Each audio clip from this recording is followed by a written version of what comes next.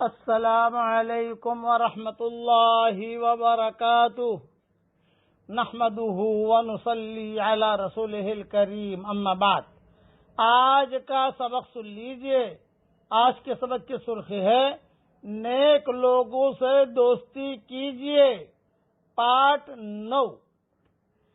امام شافعی جو امام شافعی بنے وہ امام مالک کی صحبت سے بنے۔ اتنا جو اونچا درجہ ملا امام شافعی کو، تو ان کی تربیت ایک قسم کی امام مالک رحمۃ اللہ علیہ نے کی، جس کے قصے تفصیل سے میں بیان کر چکا ہوں۔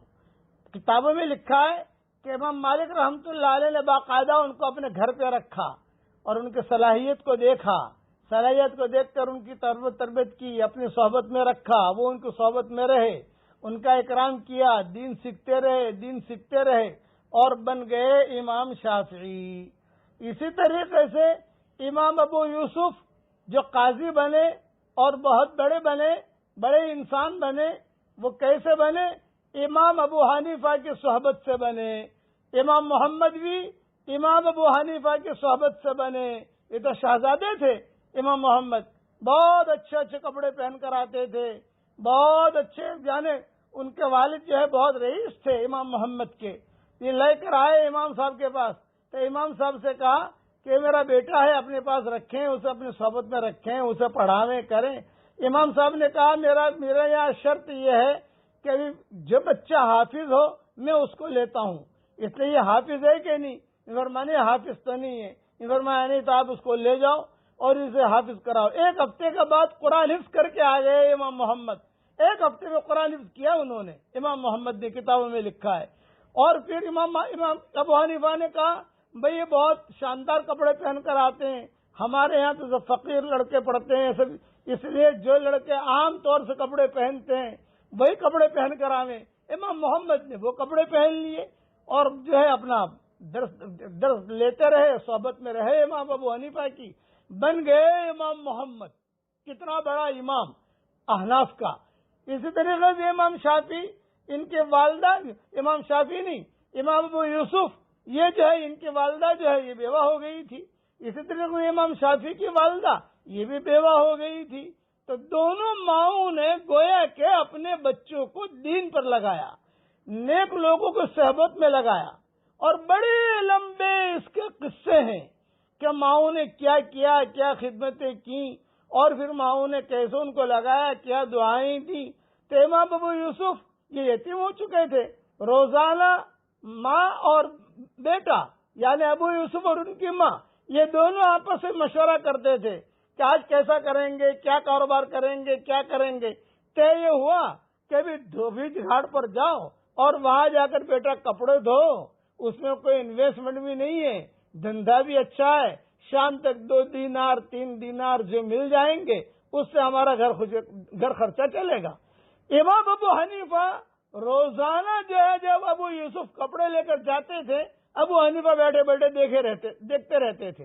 اللہ والوں کی نظروں کا بھی اثر پڑتا ہے، جیسے بری نظر حق ہے ویسے اچھی نظر بھی حق ہے، اس لیے اللہ والوں کی نظریں بھی اپنے اولاد پر ڈلوایا کرو۔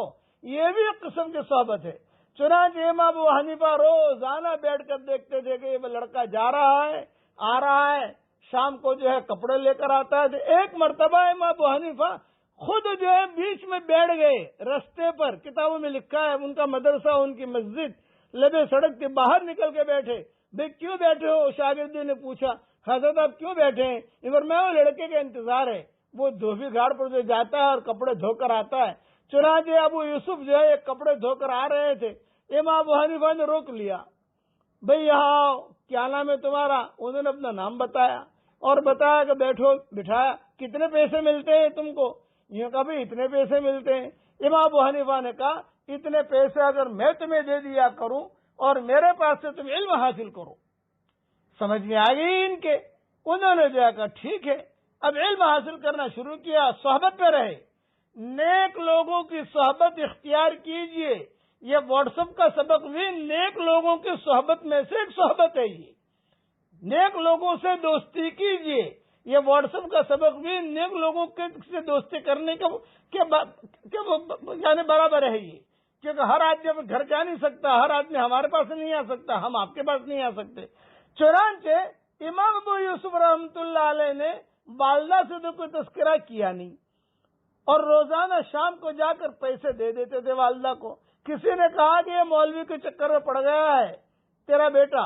کون سا مولوی؟ یہ ابو حنیفہ، نعمان نام تھا ان کا ابو حنیفہ کا۔